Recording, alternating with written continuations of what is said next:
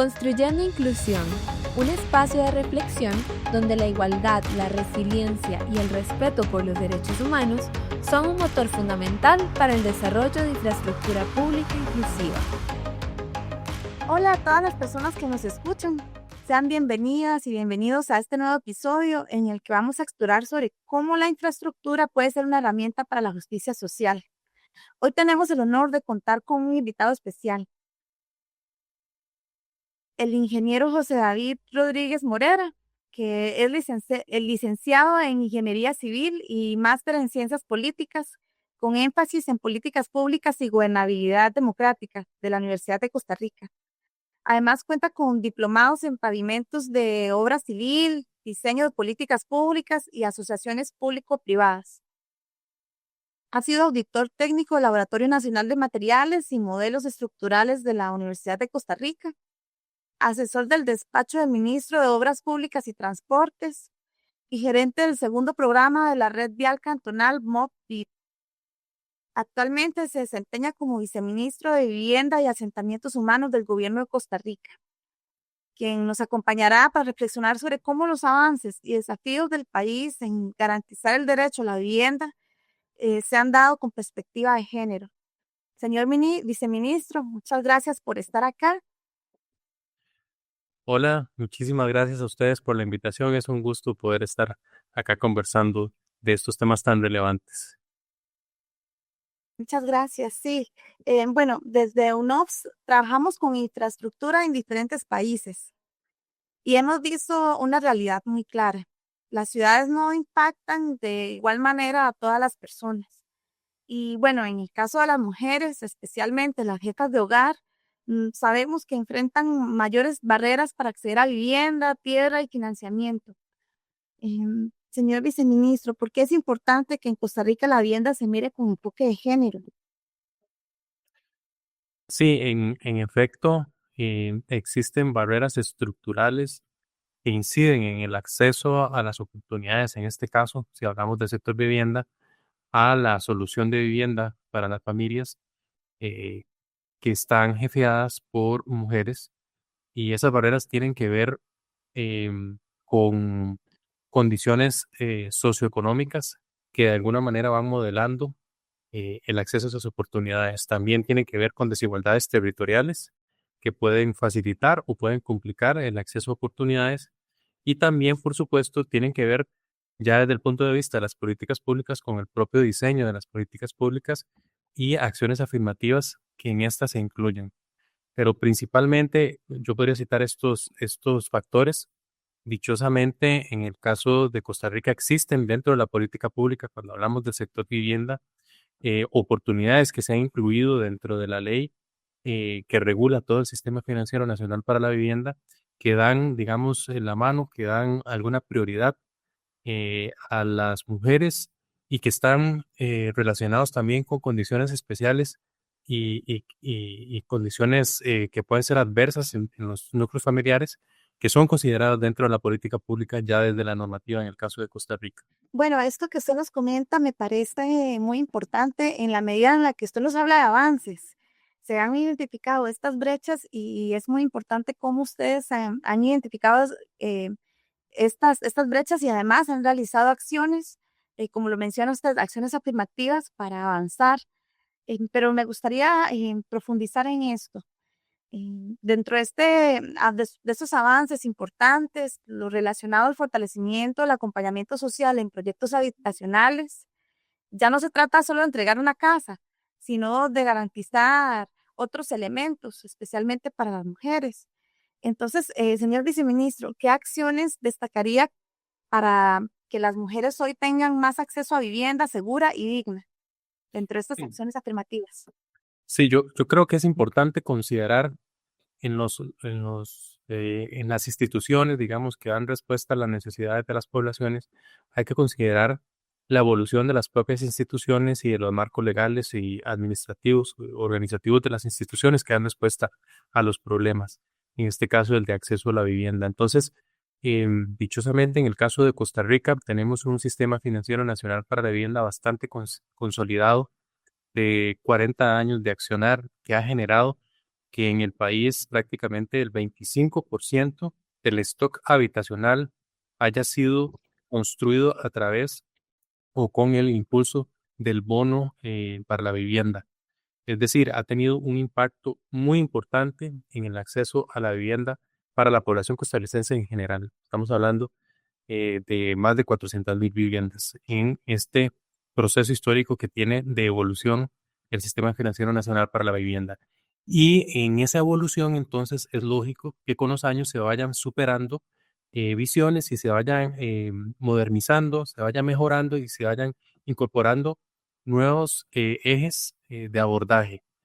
En este proceso que ha tenido el sistema del sector en Costa Rica, entonces hemos pasado y dejado atrás una primera visión muy viviendista, como se le ha dicho en el sector, que estaba enfocado principalmente en entregar la solución de vivienda como una infraestructura, pero entregar solamente la solución de vivienda en la casa a una familia no nos garantiza, en primer lugar, que vaya a insertarse de una manera apropiada o adecuada en ese nuevo entorno.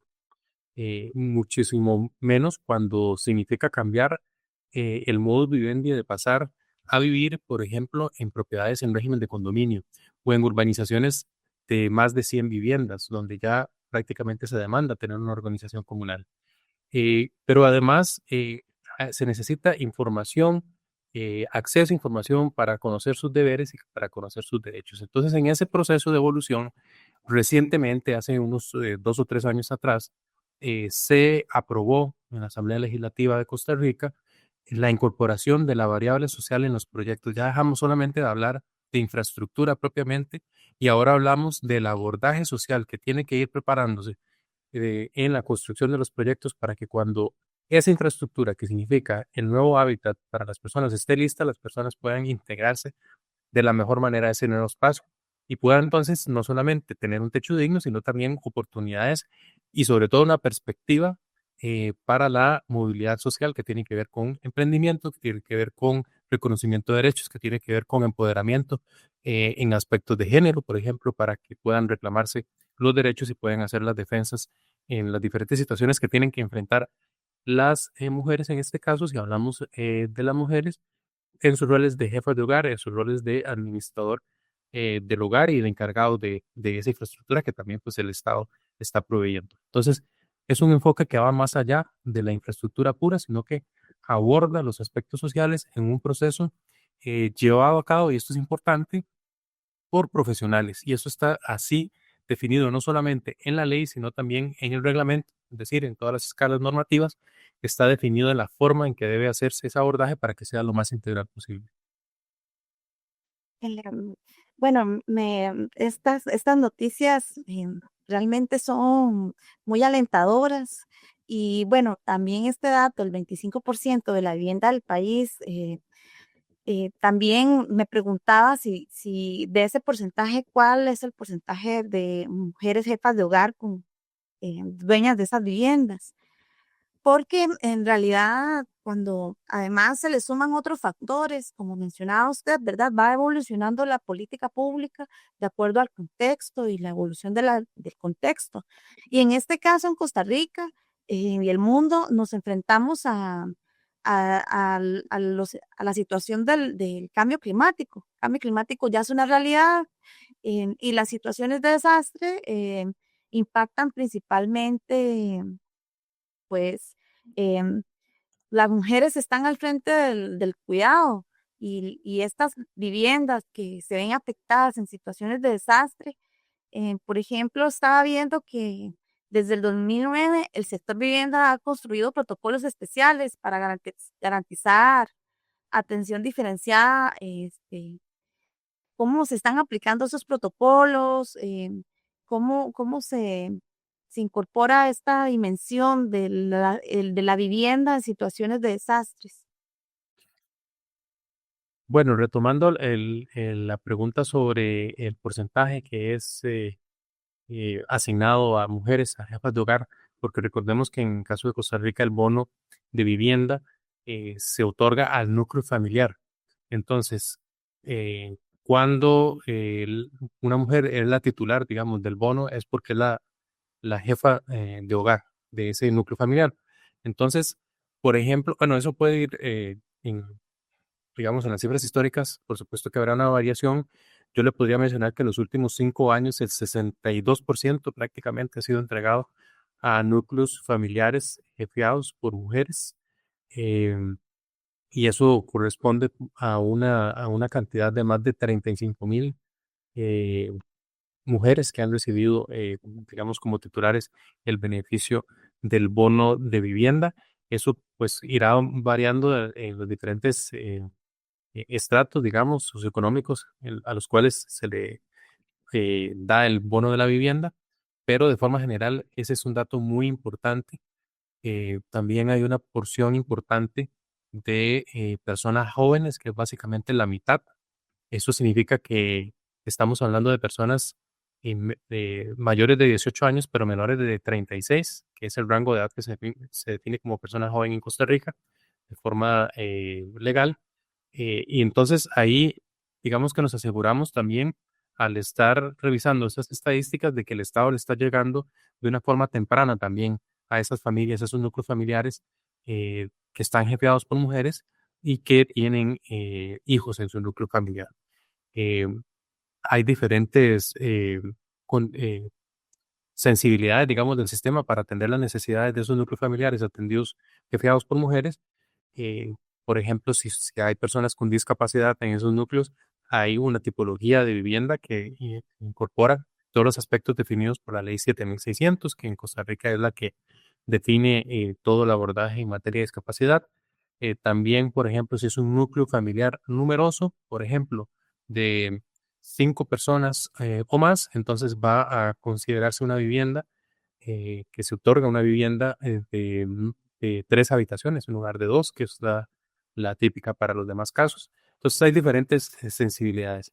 Y en el caso de las emergencias hay protocolos y aquí hay que destacar que en Costa Rica existe un andamiaje institucional bastante robusto que parte desde el nivel local con los gobiernos locales y los comités municipales de emergencia que están ahí de primera mano atendiendo emergencias cuando sucede y posteriormente se activan al interno de las instituciones con las solicitudes de los diferentes comités de emergencia locales y también de la Comisión Nacional de Emergencias, los protocolos que se tienen en instituciones como el Ministerio de Vivienda o como el Instituto Mixto de Ayuda Social y así sucesivamente. Entonces, ahí es donde ya se incorporan, digamos, en los abordajes sociales esa perspectiva de género, haciendo desde ahí la clasificación de un posible beneficio que podría tener una mujer en este caso o un núcleo familiar también de cualquier tipo.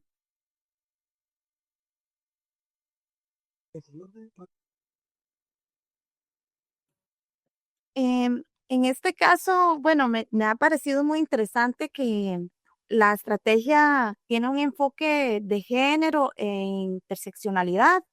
Eso me parece muy importante que aborden todo el tema relacionado a la edad, a la discapacidad, que vean el contexto de los núcleos familiares. Efectivamente, esto nos habla de una evolución en la política pública, como usted lo mencionaba anteriormente. Y bueno, sabemos que existe una estrategia interinstitucional, como usted lo mencionaba, ¿verdad? Mencionaba a otras instituciones con las que articulan. Pero bueno, de esa estrategia interinstitucional que cuentan para fortalecer el acceso a las mujeres a la vivienda adecuada, ¿cuáles serían los resultados concretos que está dando esta estrategia y cuáles serían los próximos pasos? Bueno, nosotros hemos tenido, además de las relaciones interinstitucionales que están bastante consolidadas, por ejemplo, con el Instituto Nacional de las Mujeres, con el Instituto Mixto de Ayuda Social y con instituciones que tienen presencia a nivel regional, dependiendo de cada caso.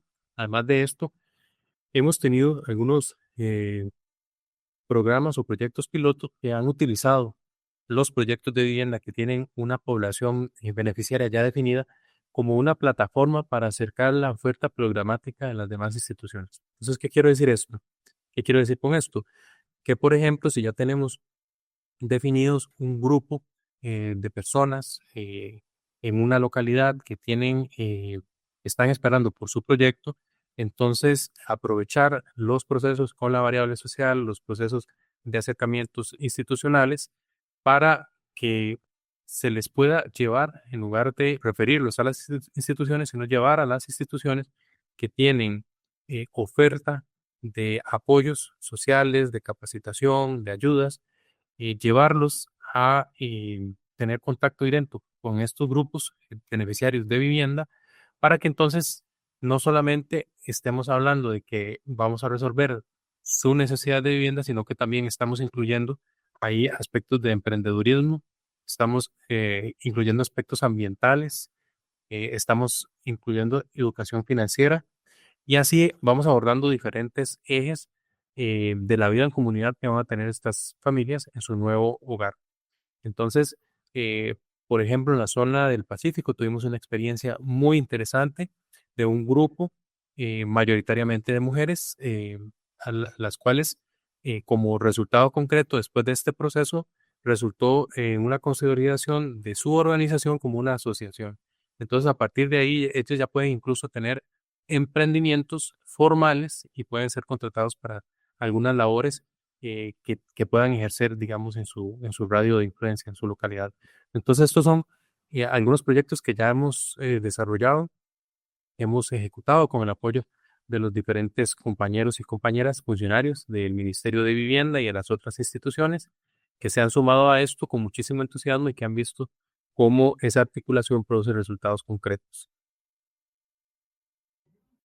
Este, bueno, eso es algo que me motiva mucho de escuchar realmente y tal vez me gustaría hacer una consulta. En el caso de las mujeres rurales, ¿tienen una estrategia específica? ¿Cómo se aborda el desafío del desarrollo rural territorial? ¿Es desde esta misma lógica de articulación interinstitucional? Sí, aplica la misma lógica, pero también hay que recordar que en el proceso de evolución que ha tenido el Sistema Financiero Nacional para la Vivienda y los bonos que se otorgan a través del Banco Hipotecario de la Vivienda, en ese proceso de evolución también han ido evolucionando la propia infraestructura. Entonces, muchas personas recordarán y tendrán en su imaginación cuando hablamos de vivienda de interés social, un tipo de vivienda que es una vivienda posiblemente prefabricada y con algunas características. Sin embargo, eso ha ido evolucionando y las tecnologías se han ampliado. Entonces, cuando hablamos de zonas rurales, ¿verdad? De vivienda rural para las mujeres o para los diferentes núcleos familiares, ahí se incorporan aspectos en el diseño de las propias viviendas que puedan adaptarse de la mejor manera a sus condiciones, incluso hasta su cosmovisión cuando estamos hablando de poblaciones en territorio andino. Entonces, ha evolucionado mucho y consideran las sensibilidades y además da el derecho a las personas de elegir cuando se trata de, por ejemplo, de casos individuales de solicitudes de bono, a elegir la tipología y el constructor que estará resolviendo su necesidad de vivienda. Esto es algo importante, no solamente estamos beneficiando con la mejora en las condiciones, sino también de una forma más estratégica estamos incluso cumpliendo con compromisos internacionales del país en materia de atención de diferentes poblaciones que requieren una atención especial. Sí, efectivamente, todo lo que nos ha comentado nos habla de prácticas inclusivas en los proyectos de infraestructura pública. Realmente esta es una muy buena práctica interinstitucional liderada por su institución y esperamos que además para las personas que nos escuchan de otros países, representantes de instituciones vinculadas a vivienda y urbanismo, pues escuchen de esta experiencia de Costa Rica y vamos a ir concluyendo, pero antes, señor viceministro, para cerrar, si tuviera que definir como una frase la visión de su institución en torno al tema de igualdad y vivienda, de interseccionalidad, ¿cuál sería esta frase relacionada a las prácticas inclusivas en el ámbito de la vivienda?